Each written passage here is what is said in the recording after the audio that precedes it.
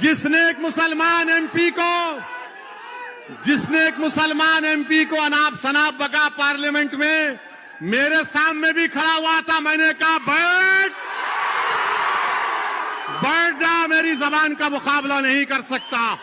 असदुद्दीन ओवैसी ने एक बयान दिया है और उस बयान के बाद बहुत ही ज्यादा अब चर्चाओं में चल रहे हैं, बहुत ज्यादा उस बयान का चर्चा हो रहा है। वो वीडियो मैं आपको दिखाने वाला हूं, वो क्लिप मैं आपको दिखाने वाला हूं और उसके बाद आप खुद अंदाजा लगा लेंगे कि वो किस लेवल का बयान है और क्यों इतना तूल पकड़ता जा रहा है और क्यों सोशल मीडिया पर और टीवी चैनल वाले उस बयान को बहुत अलग अलग तरीके से पेश कर रहे हैं। बेसिकली क्या है वो मैं आपको बताता हूं, उसके बाद मैं आपको बयान दिखाता हूं। बेसिकली असदुद्दीन ओवैसी ने उस सांसद के बारे में कहा है जिस बीजेपी सांसद ने जो है मुस्लिम सांसद के ऊपर बहुत सारे घटिया और नीच अल्फाज इस्तेमाल किए थे। और असदुद्दीन ओवैसी ने कहा है कि वो दिन अब दूर नहीं जब सदन के अंदर, जब संसद भवन के अंदर जो है मुस्लिम सांसदों के साथ मॉब लिंचिंग किया जाएगा। ये छोटा मोटा वर्ड नहीं है, छोटा मोटा अल्फाज नहीं है। इस अल्फाज को हर टीवी चैनल वाले दिखा रहे हैं अलग अलग तरीके से। साथ के साथ असदुद्दीन ओवैसी ने यह भी कहा कि अगर जिस तरीके से बीजेपी संसद ने उस मुस्लिम संसद के ऊपर इस तरीके से घटिया अल्फाज इस्तेमाल किए,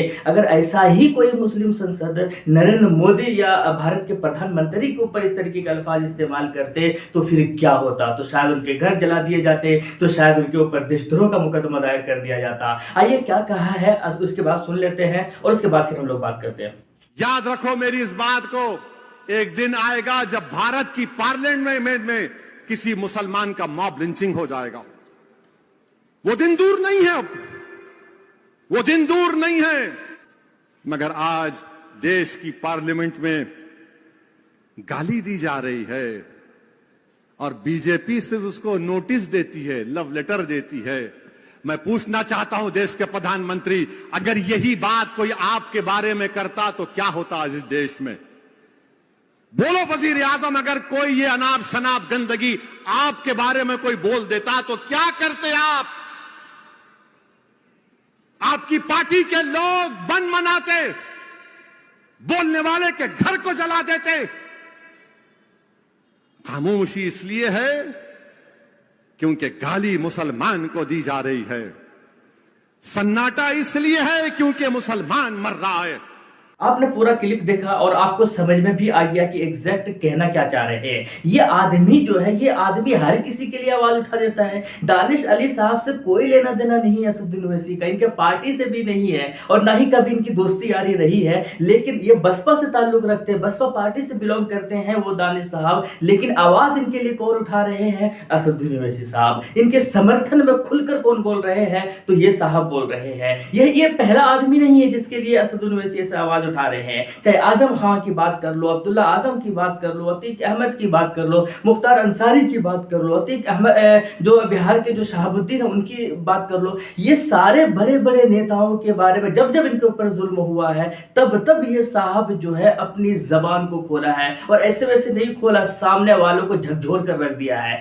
इसके अलावा जिसके साथ भी जुल्म हुआ हो तब भी ये साहब खड़े होकर आकर खुलकर बोले हैं और ये बीच में डिप्लोमेटिक बात करने की इनकी आदत भी नहीं है और एकदम जोरदार तरीके से बोले। लेकिन इन साहब ने बदले में क्या दिया, या इनके जो चाहने वाले हैं उन्होंने बदले में क्या दिया, या आजम खान के जो सपोर्टर्स हैं उन्होंने बदले में क्या दिया? इनके ऊपर एलिगेशन ही लगाया है, इनके ऊपर इल्जाम ही लगाया है कि देखिए आ जाते हैं ये बीजेपी के इशारे पर काम करना, देखिए आ गए हैं वोट काटने के लिए। यार एक ऐसा आदमी जो बिल्कुल क्लियर है, बिल्कुल स्टेट ऑफ माइंड जो एकदम साफ है, इसको कोई लेना देना नहीं पॉलिटिक्स से, इसको कोई लेना देना नहीं पद से। यार इन्होंने साफ कहा है कि मुझे कोई मतलब नहीं है प्रधानमंत्री से, मुझे कभी नहीं, मैं कभी नहीं बन सकता मुख्यमंत्री, मैं मुझे कुछ चाहिए भी नहीं, मिनिस्टरी पद भी नहीं चाहिए। लेकिन फिर भी ये आदमी दिल खोलकर अपनी बातों को रखता है और आवाज उठाता है उन सब के लिए जिसके ऊपर जुल्म हुआ होता है। आज वही दानिश साहब के पार्टी वाले उनके लिए क्या कर रहे हैं? जैसा इन्होंने बोला ये इस तरीके की तो बात भी नहीं बोला उनकी पार्टी वालों ने, जबकि उनकी पार्टी के पास 9 सांसद है। उनकी पार्टी के जो मुखिया है मायावती,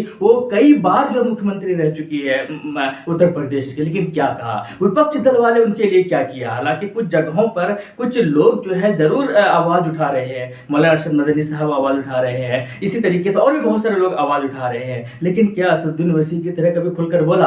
क्या ये जिस बीजेपी एमपी ने इस सांसद को बुरा भला कहा था, इसी सांसद ने यानी वही बीजेपी सांसद ने असदुद्दीन ओवैसी के साथ भी कभी बदतमीजी की थी, लेकिन क्या किया इन्होंने? साफ और ऐसा अल्फाज इस्तेमाल किया कि सामने वाला वही दुबक कर जो है बैठ गया, चिपक कर जो है वो बैठ गया। तो कहने वाली बात है कि जब इतनी सारी चीजें हुई है और दानिश साहब के लिए जो खुलकर आवाज उठा रहे हैं, खुलकर समर्थन दे रहे हैं, एक ऐसा आदमी जिसको दानिश अली से कोई लेना देना नहीं है, जिसको दानिश अली साहब की पार्टी से कोई मतलब नहीं है, क्योंकि इनकी पार्टी अलग है, उनकी पार्टी अलग है, लेकिन आवाज सिर्फ इसलिए उठा रहे हैं क्योंकि दानिश अली साहब एक मुस्लिम एमपी है और असदुद्दीन ओवैसी साहब मुसलमान और दलित और जो दबे कुचले हैं उनकी आवाज बन रहे हैं और इसीलिए सिर्फ उनकी आवाज उठा रहे हैं। तो ये चीजें देखकर जो है अब सोशल मीडिया पर एक गुहार लगाई जा रही है, सोशल मीडिया पर एक आवाज उठाई जा रही है कि दानिश साहब आप अपनी पार्टी छोड़ो, आप गलत पार्टी के अंदर हो, आप बीएसपी में जो हो आप गलत पार्टी के अंदर हो, आप उस पार्टी को छोड़ो और एआईएमएम ज्वाइन कर लो, एआईएमएम को रिप्रेजेंट करो, एआईएमएम को जो है आगे बढ़ाने की कोशिश करो, क्योंकि ये आपकी क़यादत वाली पार्टी है, ये आपकी अपनी पार्टी है। और उत्तर प्रदेश के अंदर जनाब शौकत अली साहब ने कई बार ये अल्फाज इस्तेमाल किया, चाहे वो इमरान मसूद हो, चाहे वो आजम खां हो, मुख्तार अंसारी हो, अतीक अहमद हो, इन बड़े बड़े मुस्लिम नेताओं के लिए कई बार ये बोला गया है कि भाई हम अपना पद छोड़ते हैं, आप आइए हमारी जगह लीजिए और जहां से जैसा आपको चाहे वहां से उम्मीदवार खड़ा कीजिए और जहां से आपका मन करे आप वहां से चुनाव लड़िए। यार इतना बड़ा ऑफर दे रहा है ये पार्टी, अगर इनको थोड़ा सा भी कोई सियासी फायदा होता तो इतना बड़ा ऑफर कोई नहीं छोड़ता। कोई ये नहीं कहता कि मेरा पद जो अध्यक्ष पद है पूरे स्टेट का, पूरे राज्य का, वो मैं छोड़ रहा हूं और मेरी जगह पर आकर आप बैठिए और आप जिसको चाहे टिकट दीजिए। इस तरीके का अल्फाज इस्तेमाल किया था जनाब शौकत अली साहब ने इमरान मसूद जैसे नेता के लिए। लेकिन आज हाल क्या है, मुस्लिम नेताओं को उत्तर प्रदेश के अंदर कभी इस पार्टी में, कभी कांग्रेस में, कांग्रेस छोड़ा तो बीएसपी में, बीएसपी छोड़ा समाजवादी पार्टी में, समाजवादी पार्टी छोड़ा तो किसी और में, फिर वापस इसमें, फिर उसमें, यही काम बच गया। अरे आइए ना यार, आपके लिए आवाज बन रहे हैं ना, आइए इनके साथ दीजिए, इनका हौसला बुलंद कीजिए। ये भाई ऐसा आदमी है कि इसने कई बार ये चीज कहा है कि मुझे जितना अकेलापन महसूस हुआ है संसद के अंदर शायद किसी और को नहीं हुआ। क्यों हुआ? क्योंकि ये अकेले थे पहले, हालांकि अब दो है, तो आइए इनके साथ दीजिए ना यार, इनकी तादाद बढ़ाइए और देखिए फिर ये आपके लिए क्या करते हैं। इन्होंने कई बार कहा है कि अगर मेरे पास 5 से 7 एमपी भी होते सदन के अंदर तो मैं दिखाता कि किस तरीके से आवाज बनते हैं। अब इनको 4-5 मिनट का टाइम दिया जाता है, उसी 4-5 मिनट के अंदर अपनी सारी बातों को रखना रहता है और जिस तरीके से दहाड़ते हैं, खैर इसके बारे में तो कोई शक नहीं कि दुनिया का ही, भारत का सबसे बेहतरीन संसदों में से एक है। इसीलिए जो है अब सिख बिरादरी के भाई भी ये कहने लगे हैं कि सही मायने में अगर प्रधानमंत्री की सबसे ज्यादा कोई डिजर्व करता है, कोई सबसे ज्यादा लायक कोई कैंडिडेट है, वो असदुद्दीन ओवैसी है। क्यों है? इसीलिए है क्योंकि वो खुलकर बोलते, वो बीच में बोलने वाला भाई नहीं है, वो दबकर बोलने वाला भी नहीं है, वो छुपाकर बोलने वाला भी नहीं है, वो क्लियर वर्ड टू वर्ड बात करते हैं, वो क्लियर जो है अपने अल्फाज को इस्तेमाल करते हैं, वो क्लियर जो है आवाज को बुलंद करते हैं। और आज दानिश साहब को चाहिए कि पार्टी छोड़ो यार, आप गलत पार्टी में हो, आओ आप वेलकम है एआईएमएम के पास, आइए आप जुड़िए असदुद्दीन ओवैसी के पार्टी के साथ और जाइए सदन के अंदर आप भी, और साथ के साथ कंधे के साथ कंधे मिलाकर जो है आवाज बनिए और आवाज उठाइए। अब होता ये है ना कि अगर आप पार्टी, देखो अब बहुत सारे लोग ये कहते हैं कि पार्टी से क्या लेना देना यार, मुस्लिम एमपी है ना, पार्टी से लेना देना है। पार्टी से इसलिए लेना देना है क्योंकि आप जिस पार्टी के अंदर रहते हैं, चाहे वो कांग्रेस हो, चाहे वो बीजेपी हो, चाहे वो सपा हो, चाहे आरजेडी हो, जदयू हो, कोई सा भी पार्टी उठा लो, तो आप जिस पार्टी के अंदर रहते हैं तो आपकी पार्टी की एक पॉलिसी होता है कि आपको, जैसे सदन के अंदर कोई मुद्दा उठा, मान लो ट्रिपल तलाक का, तो ट्रिपल तलाक के ऊपर आपका आर्गुमेंट, आपका बहस रहेगा या नहीं रहेगा, आपको समर्थन देना होगा या नहीं देना होगा उस बिल के ऊपर, ये फैसला आपके पार्टी वाले करते हैं। अगर वो बोलेंगे हाँ भाई इसके ऊपर आप आर्गुमेंट कीजिए तो आप आर्गुमेंट करेंगे, वो बोलेंगे कि भाई इसको सपोर्ट की, इस बिल को सपोर्ट कीजिए तो आप सपोर्ट करेंगे, वो बोलेंगे कि आज इस बिल को अपोज कीजिए तो आप अपोज करेंगे। तो कुल मिलाकर आपका अपना कुछ नहीं रहेगा, आपके वो जो है ऊपर से जो है एक ऑर्डर मिलेगा